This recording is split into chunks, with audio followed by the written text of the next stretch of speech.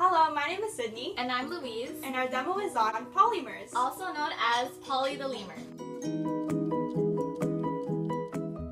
So if you're wondering what a polymer is, it's basically a large long chain molecule with repeating monomer units. For example, a long chain of paper clips. And if you're wondering what a monomer unit is, it is basically a small molecule covalently linked to similar molecules which form a polymer.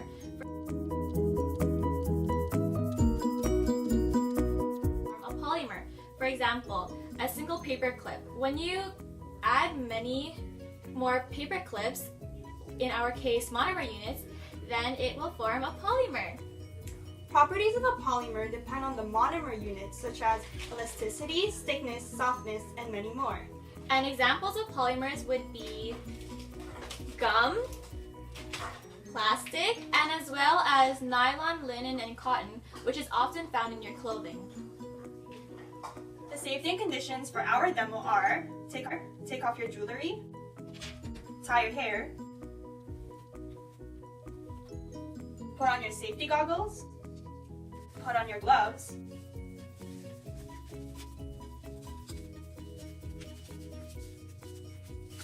roll up your sleeves, and when using borax, avoid contact with eyes and do not ingest.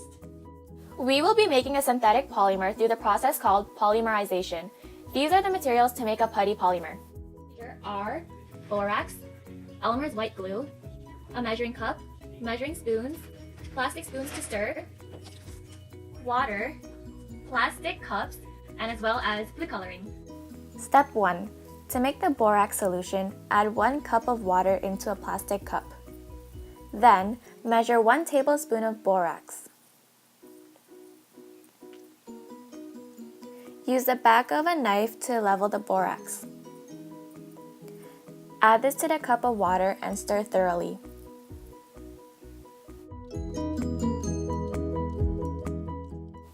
In a separate cup, add 50 milliliters of water. Then, measure 50 milliliters of Elmer's white glue. This will keep the 50-50 ratio between the water and glue.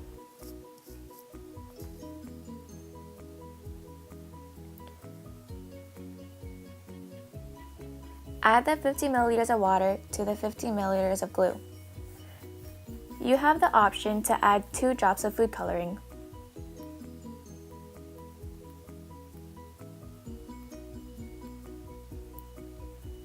Stir the putty mixture thoroughly.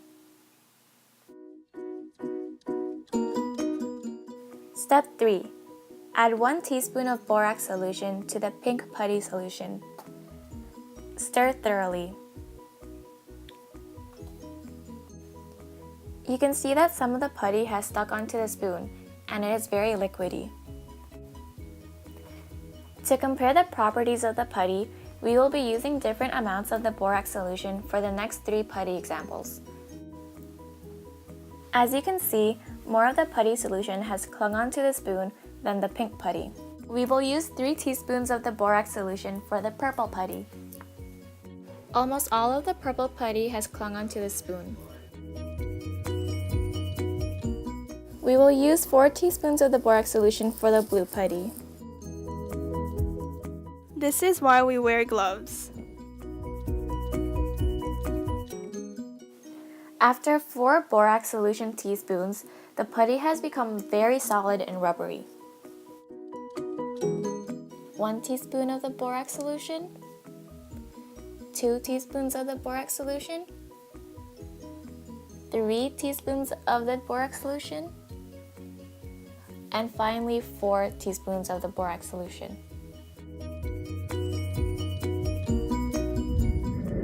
Disposal. Slime should be tied in a plastic bag and put it into the garbage can. Borax is safe to pour down the drain as it is a natural sink cleaner.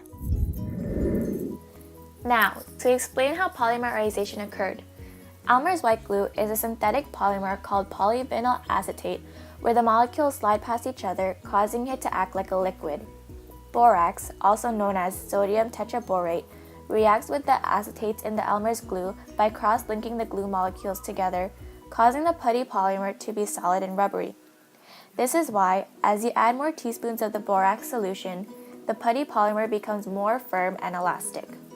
So, if you remembered, the pink putty had 1 teaspoon of borax solution, causing it to be more liquid, whereas the blue putty had 4 teaspoons of the borax solution, causing it to be more solid. This was an example of synthetic condensation polymerization, where the monomers link through condensation. However, there are other types of polymers. Another type of synthetic polymer is addition polymerization, where alkene monomers are linked. Another category of polymers are natural polymers, which are polysaccharides made of sugar monomers, proteins made of amino acid monomers, and finally DNA made of nucleotides. Thanks for watching!